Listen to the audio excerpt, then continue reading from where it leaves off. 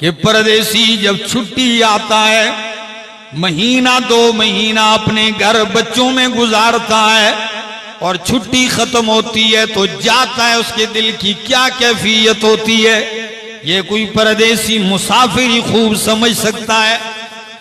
मैं एक दफा उम्रे के लिए जा रहा था तो मेरी साथ वाली सीट पे एक बंदा बैठा हुआ है, बिल्कुल आंखें उसकी सुर्ख हैं, बात वो करता नहीं है।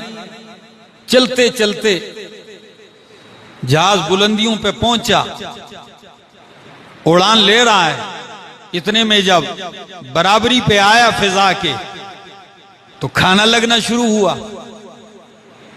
मैंने टेबल खोली, उसकी टेबल उसी तरह बंद है, मैं टेबल नहीं खोली।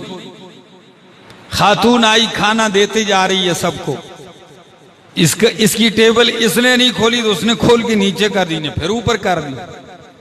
कहने लगी आप खाना नहीं खाते, सरेला नहीं खाते।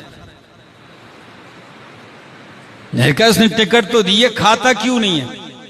लेकिन मैंने जब उसकी तरफ देखा तो उसका चेहरा एक इंतहाई गम में डूबा हुआ है। तो मैंने उसको सलाम किया, तारुफ करवाया, मुझसे मिला। मैंने कहा आप खाना क्यों नहीं खाते? कहने लगा हलक से नहीं होता।